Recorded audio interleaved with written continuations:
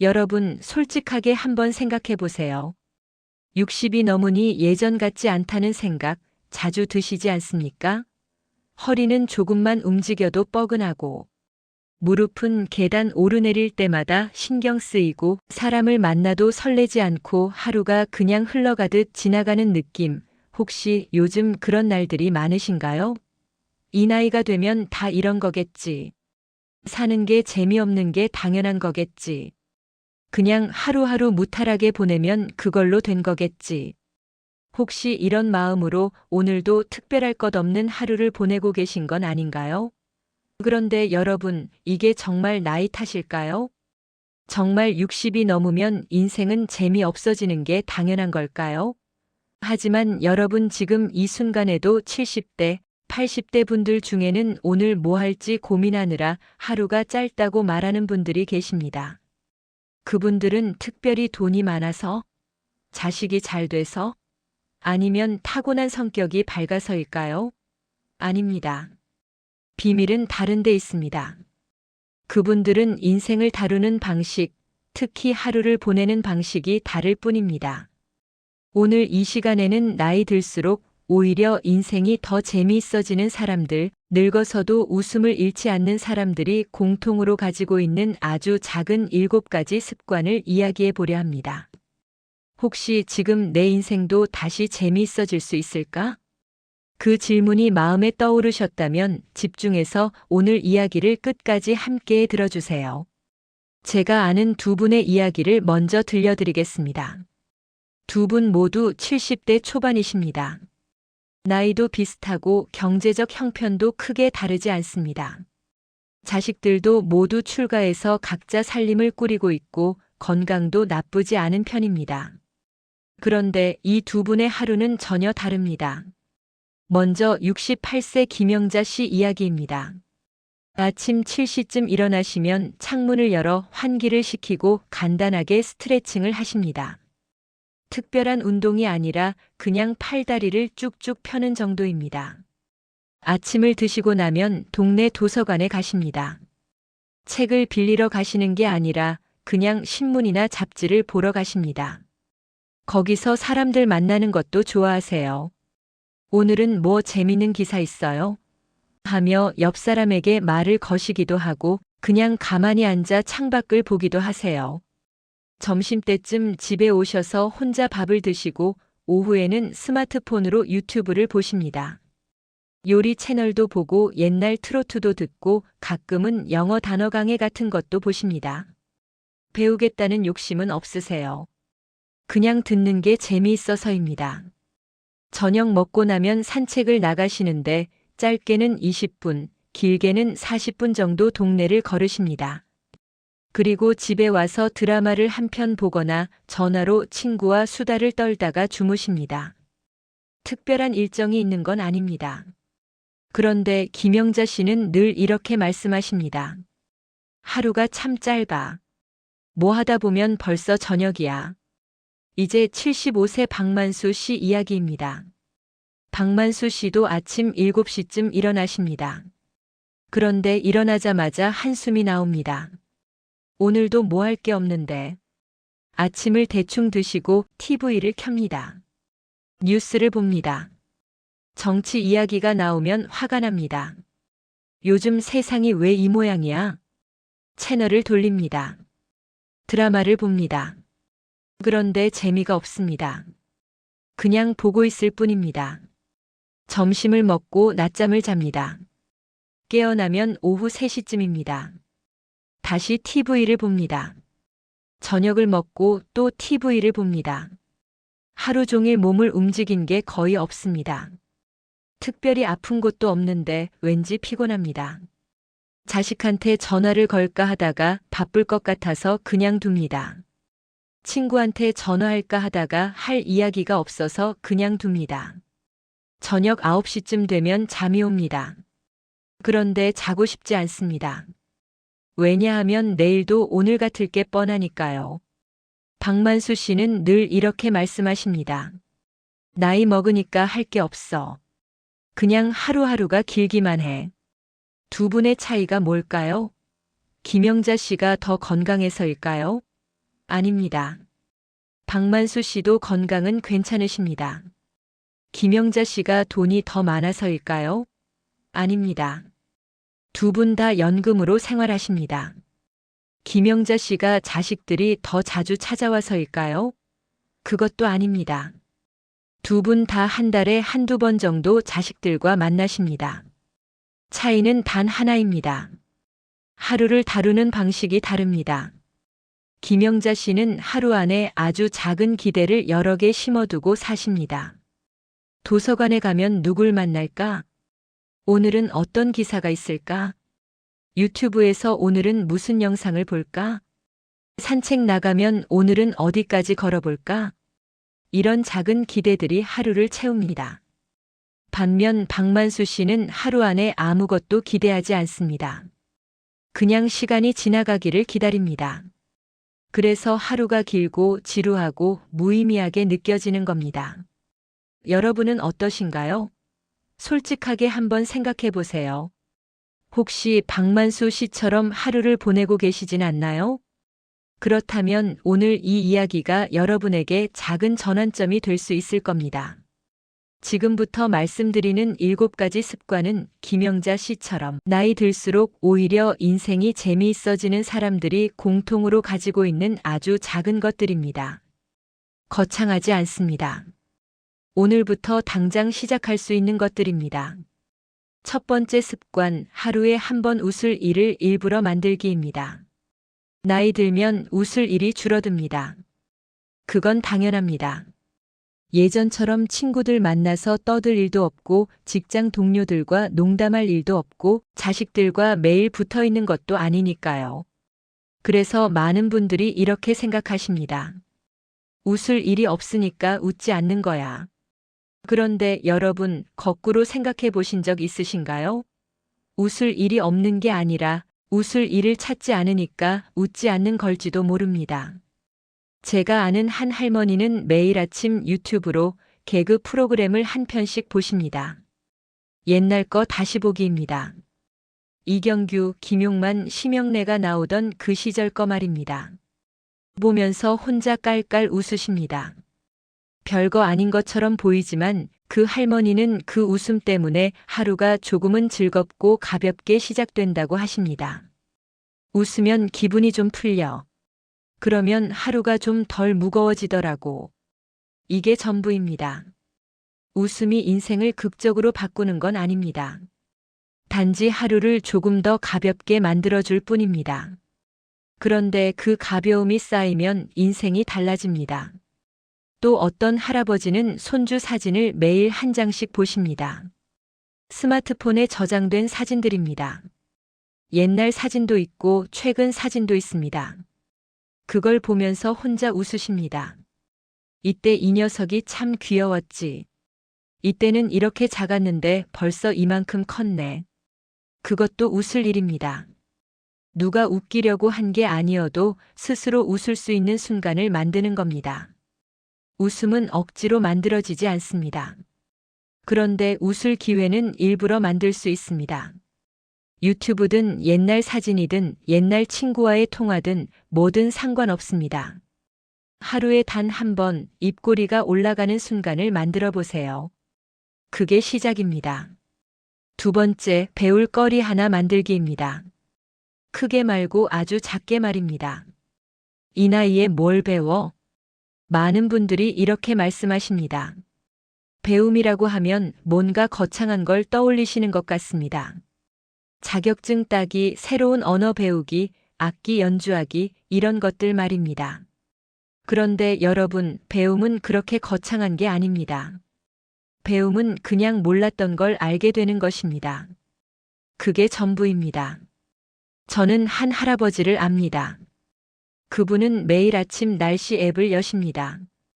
그리고 오늘 날씨를 확인하는데 거기서 한 가지를 더 보십니다. 미세먼지 농도가 뭐지? 자외선 지수가 뭐지? 체감 온도는 왜 실제 온도와 다를까? 이런 걸 보시면서 모르는 게 있으면 검색을 하십니다. 그러면서 조금씩 알게 되는 겁니다. 이게 배움입니다. 아주 작은 배움입니다. 그런데 그분은 이렇게 말씀하십니다. 이거라도 안 하면 머리가 굳는 것 같아. 하루에 하나씩이라도 알아가면 그게 재밌더라고. 또 어떤 할머니는 스마트폰 사용법을 혼자 익히십니다. 처음엔 자식이 가르쳐 줬는데 요즘은 유튜브 보면서 혼자 배우십니다. 카톡에서 사진 여러 장 한꺼번에 보내는 법, 유튜브에서 내가 본 영상 다시 찾는 법, 이런 걸 하나씩 배우십니다. 그분도 말씀하십니다. 처음엔 답답했는데 하나씩 알아가니까 신기해. 요즘 애들이 이런 걸 다 하고 사는구나 싶기도 하고. 배움이 꼭 쓸모가 있어야 하는 건 아닙니다. 그냥 알게 되는 것 자체가 재미입니다. 몰랐던 걸 알게 되면 뇌가 자극을 받습니다. 그러면 하루가 조금 덜 지루해집니다. 세 번째 습관, 사람, 뉴스, 감정과 거리두기입니다. 나이 들면 이상하게 작은 일에도 화가 많이 납니다. TV에서 정치 뉴스 보면 화가 나고, 자식이 전화 안 하면 섭섭하고, 동네 사람이 인사 안 하면 기분 나쁘고, 이런 일들이 자꾸 생깁니다. 그런데 가만히 보면 이런 것들은 전부 내가 어쩔 수 없는 일들입니다. 정치는 내가 바꿀 수 없고, 자식은 바쁘고, 동네 사람은 나를 못 봤을 수도 있습니다. 그런데 우리는 이런 일에 에너지를 쏟습니다. 화내고 섭섭해하고 밤에 잠 못 이루고 생각합니다. 내가 뭘 잘못했나, 세상이 왜 이 모양인가, 이런 생각들이 머릿속을 채웁니다. 인생이 재미있어지는 사람들은 이런 것들과 거리를 둡니다. 완전히 끊는 게 아니라 적당히 거리를 두는 겁니다. 예를 들어 뉴스를 아예 안 보는 게 아니라 보되 깊이 빠지지 않습니다. 그렇구나 하고 넘어갑니다. 자식이 전화 안 해도 섭섭해하지 않습니다. 바쁘겠지 하고 넘어갑니다. 기다리지 않습니다. 왜냐하면 기다리면 내가 피곤하니까요. 한 할아버지는 이렇게 말씀하셨습니다. 예전엔 뉴스 보면서 맨날 화냈어. 세상이 왜 이 모양이냐고. 그런데 어느 날 깨달았지. 내가 화낸다고 세상이 바뀌나? 안 바뀌더라고. 그래서 요즘은 뉴스 보다가도 그냥 끄고 음악 들어. 그게 훨씬 낫더라고. 또 어떤 할머니는 이렇게 말씀하셨습니다. 예전엔 친구들이랑 만나면 누가 뭐 잘못했다, 누가 나한테 섭섭하게 했다, 이런 얘기만 했어. 그런데 그러면 만나고 나서 기분이 안 좋더라고. 요즘은 그런 얘기 안 해. 그냥 드라마 이야기, 날씨 이야기, 꽃 이야기, 이런 거 하면서 웃고 헤어져. 그게 훨씬 편해. 거리두기가 무관심은 아닙니다. 그냥 집착하지 않는 겁니다. 내가 바꿀 수 없는 것에 에너지를 쓰지 않는 겁니다. 그러면 그 에너지를 내가 바꿀 수 있는 것, 내가 즐길 수 있는 것에 쓸 수 있습니다. 네 번째 습관, 비교 대신 관찰하기입니다. 나이 들면 비교가 습관처럼 따라옵니다. 옆집 할머니는 자식이 잘 살아서 용돈 많이 받는데 나는 아니라든지, 친구는 여행 다니는데 나는 집에만 있다든지, 누구는 손주가 몇 명인데 나는 자주 못 본다든지, 이런 비교들이 자꾸 생깁니다. 그런데 비교는 불행을 만듭니다. 내가 가진 것보다 내가 없는 것만 보이게 만듭니다. 인생이 재미있어지는 사람들은 비교를 하지 않습니다. 대신 관찰을 합니다. 관찰이 뭐냐고요? 있는 그대로 보는 겁니다. 판단하지 않고 평가하지 않고 그냥 보는 겁니다. 예를 들어 옆집 할머니가 새 옷을 입고 나왔다고 칩시다. 비교하는 사람은 이렇게 생각합니다. 저 사람은 돈이 많아서 좋겠네. 나는 옷도 못 사 입는데. 그런데 관찰하는 사람은 이렇게 생각합니다. 오, 저 할머니 오늘 옷 예쁘네. 저 색깔 잘 어울리는데. 이게 차이입니다. 비교는 나를 불행하게 만들고 관찰은 나를 평온하게 만듭니다. 한 할머니는 이렇게 말씀하셨습니다. 예전엔 친구들 만나면 누가 뭐 샀다, 누구는 손주가 몇 명이다, 이런 얘기 들으면 속이 상했어. 나는 왜 이것밖에 안 되나 싶고. 그런데 요즘은 그냥 들어. 아, 그렇구나. 좋겠다 하고 끝이야. 비교 안 해. 그러면 속 안 상해. 그게 참 편하더라고. 또 어떤 할아버지는 이렇게 말씀하셨습니다. 예전엔 TV 보다가도 저 사람은 집이 크네, 차가 좋네, 이런 생각했어. 그런데 그런 생각 해봤자 나한테 아무 소용 없더라고. 요즘은 그냥 저 사람은 저렇게 사는구나 하고 봐. 그게 전부야. 부러워하지도 않고 질투하지도 않아. 그냥 그런가 보다 하고 넘어가. 비교는 끝이 없습니다. 누구와 비교하든 항상 나보다 나은 사람이 있습니다. 그러니 비교는 평생 불행을 만들 뿐입니다. 대신 관찰을 해보세요. 있는 그대로 보세요. 판단하지 말고 평가하지 말고 그냥 보세요. 그러면 마음이 편해집니다. 5번째 습관, 결과보다 하는 과정을 즐기기입니다. 나이 들면 뭔가를 시작하기가 두렵습니다.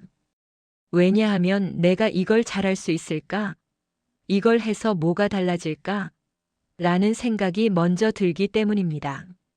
결과를 먼저 생각하면 시작이 무거워집니다.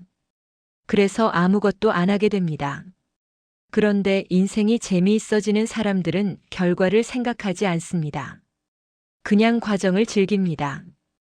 예를 들어 어떤 할머니는 요즘 그림을 그립니다. 수채화입니다. 잘 그리시나요?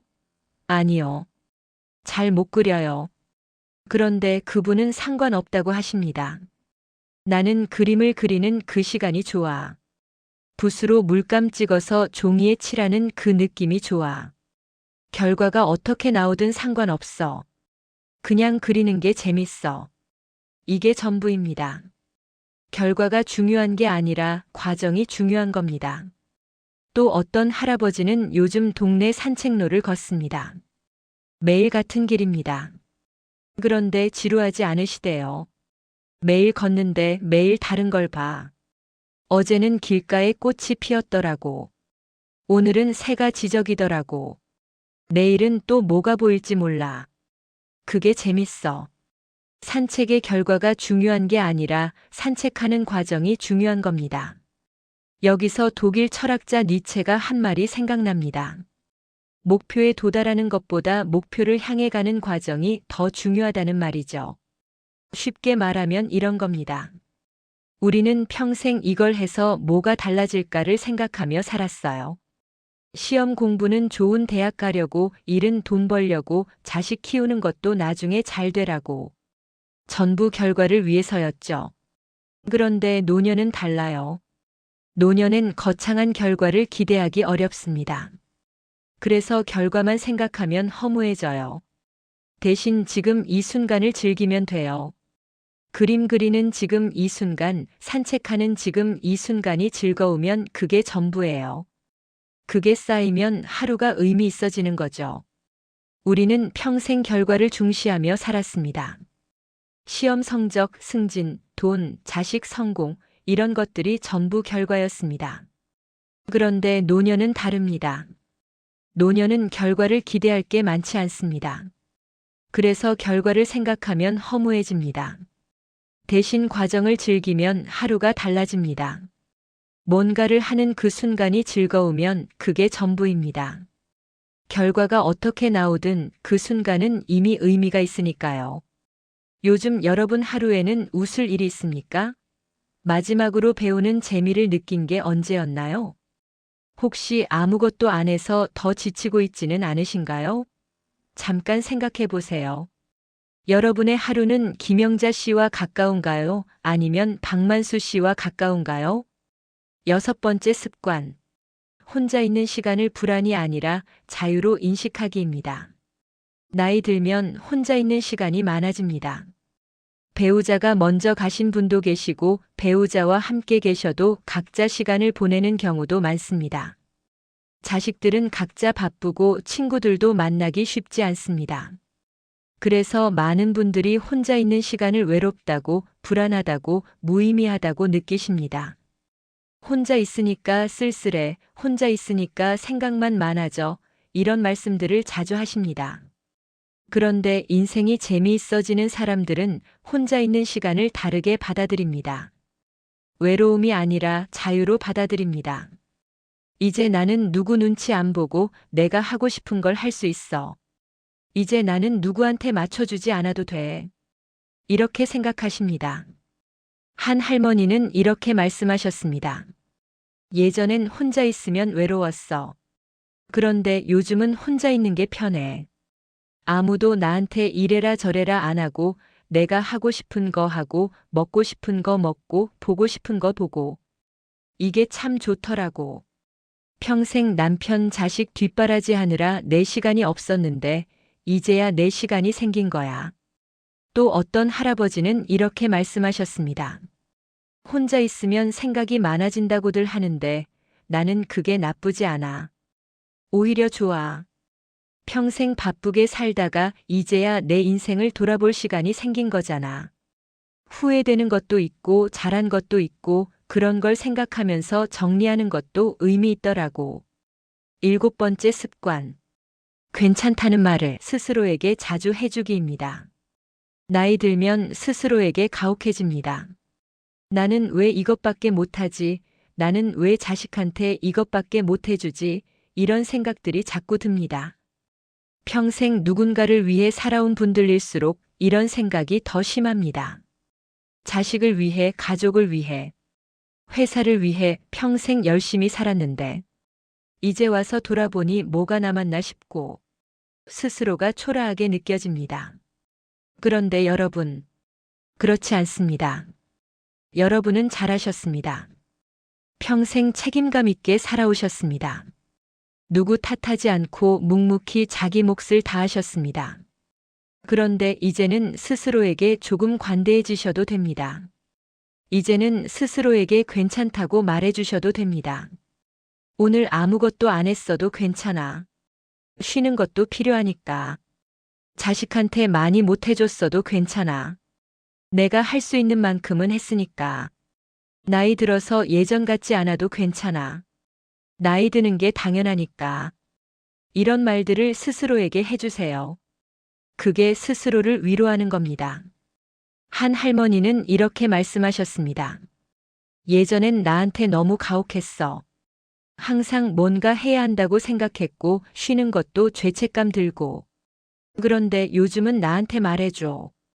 괜찮아, 괜찮아 하고. 그러면 마음이 편해져. 나도 사람인데 쉴 수도 있고 못할 수도 있는 거잖아. 또 어떤 할아버지는 이렇게 말씀하셨습니다. 평생 열심히 살았는데 남은 게 뭐가 있나 싶었어. 그런데 어느 날 깨달았지. 남는 게 있고 없고가 중요한 게 아니라 내가 최선을 다했다는 게 중요한 거더라고. 그걸 인정해주면 돼. 나한테. 나 잘했어. 수고했어 하고. 지금까지 재미없이 살았다고 해서 여러분 잘못이 아닙니다. 그러니 이제는 조금 가볍게 사셔도 됩니다. 스스로에게 괜찮다고 말해주세요. 그게 스스로를 사랑하는 겁니다. 지금까지 7가지 습관을 말씀드렸습니다. 이 7가지 중에서 단 하나만이라도 오늘부터 시작해 보시면 어떨까요? 딱 하나만 시작해 보세요. 하루에 한 번 웃을 일을 만들어 보는 것도 좋고 스스로에게 괜찮다고 말해주는 것도 좋습니다. 뭐든 상관없습니다. 중요한 건 시작하는 겁니다. 여러분, 60대부터 인생이 다시 재미있어지는 사람은 따로 있습니다. 그분들은 특별한 사람이 아닙니다. 그냥 하루를 다루는 방식이 다를 뿐입니다. 그런데 그 작은 습관들이 쌓이면 인생이 달라집니다. 나이 드는 것은 내려가는 게 아닙니다. 속도를 바꾸는 겁니다. 젊을 때는 빨리 달렸다면 노년은 천천히 걷는 겁니다. 그런데 천천히 걸으면 보이는 게 많습니다. 빨리 달릴 때는 못 봤던 풍경들이 보입니다. 길가에 핀 꽃도 보이고 나뭇잎 흔들리는 소리도 들리고 바람의 온도도 느껴집니다. 그게 노년의 선물입니다. 그러니 이제는 조금 가볍게 사셔도 됩니다. 그냥 오늘 하루 조금이라도 웃고 조금이라도 배우고 조금이라도 가볍게 사시면 그게 전부입니다. 그게 쌓이면 인생의 후반이 전반보다 훨씬 만족스러워집니다. 오늘 이 이야기를 들으시면서 혹시 이런 생각이 드셨나요?